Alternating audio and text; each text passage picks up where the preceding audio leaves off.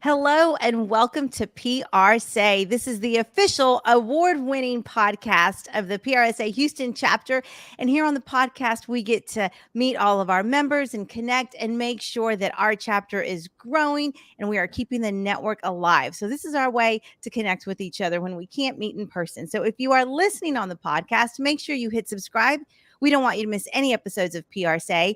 And if you are watching on Facebook or YouTube, drop us some comments so that my guests and I can be sure to connect with each other. So let's go ahead and bring on our guest today. We have Joanne Miceli-Bogash. Thank you so much for joining us. So excited to connect with you. Oh, it's great to be here. Thank you so much, Veronica. You bet, you bet. So, Joanne, tell us a little bit about yourself and what you do here in the communication space in the Houston area. Okay. I moved to Texas 3 years ago from Florida. I became a member of the PRSA Gulfstream chapter, which is Fort Lauderdale. I had been involved in the marketing field, working for a travel sampling company. We worked with companies such as Nabisco and Unilever and all sorts of snacks confectionery. And we sampled their products at 35,000 feet. So that was kind of a really, really fun period.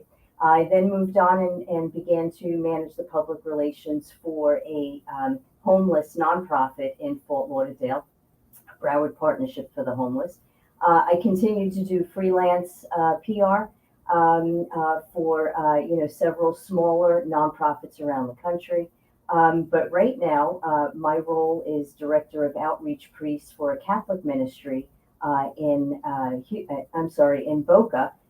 That's where our headquarters are, and that is cross Catholic outreach. And my particular niche is managing the full cycle and onboarding of Catholic priests who may be retired or have weekends where they're invited by parishes across the United States to learn more about the plight of the poor, the desperate poor in developing countries. So that's kind of my space, and how we help these priests. I can't teach them how to be a priest, but I can help them to learn to tell their stories in a very impactful, inspiring way, because he has a very limited time during his homily, which is anywhere from 12 to 15 minutes, to really engage his audience. Mm-hmm. So we want to be able to help each one of them be the best they can, because they're our frontline fundraisers. Mm-hmm. Actually, they're one of our primary ways of fundraising, and that we're doing that through the Catholic Church. That's amazing. And so you don't really think about development in that space, but that's operationally, it's a huge part. And storytelling is so connected to development. So tell us a little bit about some of the key fundamentals that maybe the priests that you work with have to be introduced to, because as storytellers, we may know it inherently, or we learned it in school or in internships or on the job. But for folks that aren't in our space, how do you become a good storyteller for the purposes of development? Sure, that's a great question. So as Catholics, number one, we believe that just by virtue of our baptism, we're called to be missionaries. So certainly a Roman Catholic priest is a missionary.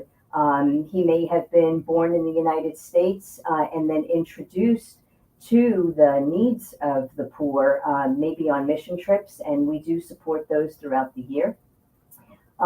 Many of our priests hail from, all over the globe. They're from Africa, they're from India, they're from, Latin America, but they're each one of them, and we have 46 priests. Some are full-time, some are part-time. But they're excellent orators. They're just magnificent men. It's very important that we help them, set up and frame those stories so that they can be impactful.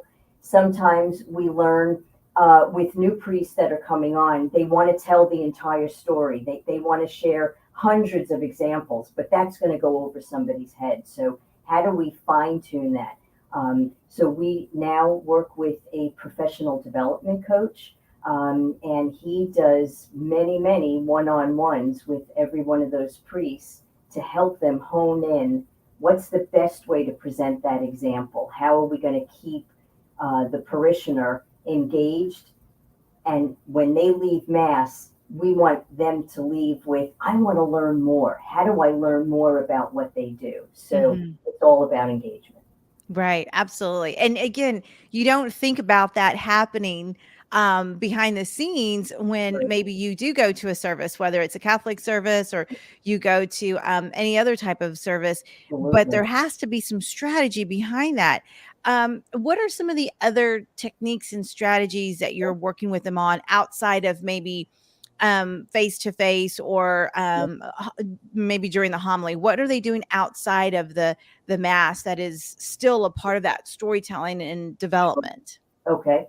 Um, we are providing them with a variety of resources. They certainly have our website. Our website can explain many of our projects, how we go about funding those projects. But I think your question, uh, for me, COVID taught us a lot of different ways in how we needed to operate. So masses stopped for a long time. Our priests were home.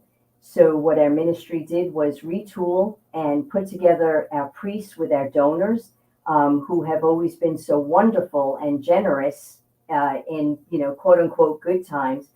But we came alongside our donors because they were going through some tremendous suffering themselves. Um, COVID also allowed us, because churches began live streaming. I Hmm. had never been able to travel to all 20 or 30 of our priests who might be in 30 areas of the country. Now with live streaming, I'm able to watch, as many of our outreach priests over a weekend as possible, and that gives me the chance to see what they're saying, how they're presenting it, making sure that statistics are always accurate, those kinds of things. So that showed us how we can develop a training program Hmm. through that, and then working with them individually really helps boost their confidence, and helps them to see themselves and how they can get to a higher plane. Hmm. That's so on the mark. And we've learned so much about COVID, whether it was working remote or virtually, or just you said retooling your training. And that's ultimately what a lot of communicators had to do. But it's opened up a new space for us to work in. And I think that that's truly phenomenal. What are Right. some of the challenges with working with your priests so remote? Because I know that you're based here, they're based all over the country. And how does that work for you? Okay. Well, again, with COVID, the ministry began its, using Zoom. So everything is by Zoom. I am on the phone probably a good 4 or 5 hours a day, emailing our priests. But I did want to say that, enjoying these videos. I had the chance to watch Christine. I think it was Christine Williams recently, and she said something that was so profound. She said, "COVID kept us quiet, but we still had to be out there, Yeah. and using that space. So using Zoom, using live streaming really helped us because the poor needed the advocacy, just as much. So while COVID kept us quiet, we still had to be shouting. So Yeah. yeah, Oh, so that's that's so true. So, so true. Especially in the nonprofit space as well. We've had some of our nonprofit peers that work in that space share how challenging that time was, right. but that it really opened up some opportunities as well. And it sounds like that's Absolutely. probably true in the ministry. Absolutely, Hmm. absolutely. Yeah, you Hmm. have to be.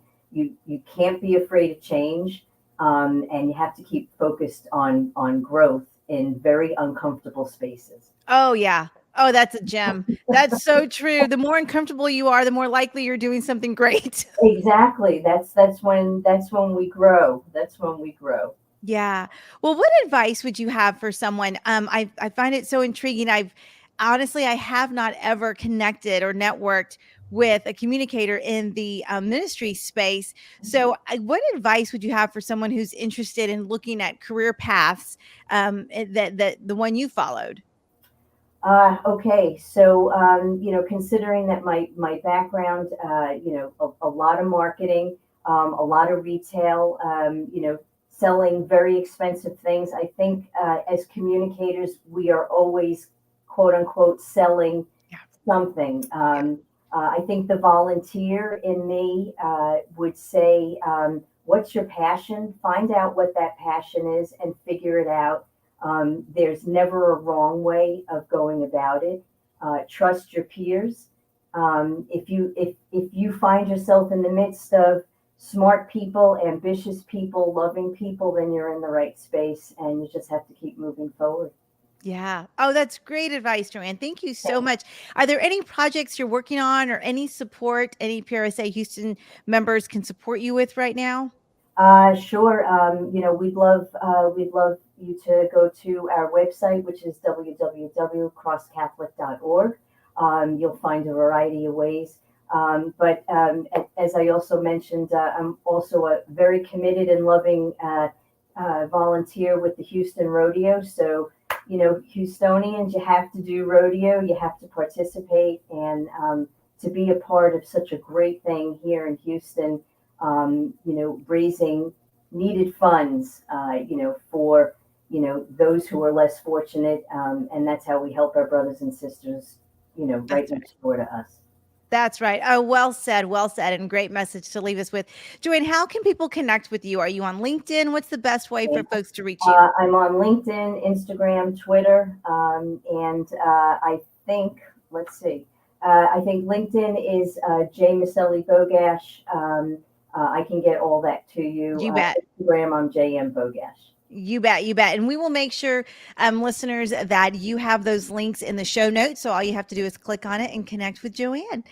You have been a wonderful guest, and I so enjoyed our conversation and learning about the space that you're in. Thank you so much for sharing. Thanks for having me. Take care. Have a great day. You bet. You bet.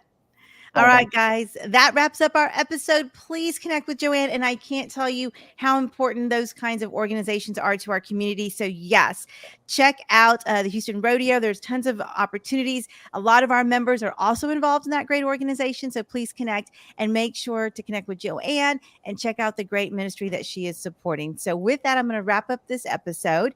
But I'm going to remind you before we do that to click the subscribe button on any of the podcast platforms that you're listening on. We want to make sure that you don't miss any episodes of PRSay, the award-winning podcast for the Houston chapter of PRSA. And if you're watching on Facebook or YouTube, drop us some comments and Joanne and I will be sure to connect. So we will catch you next time on the next episode of PRSay.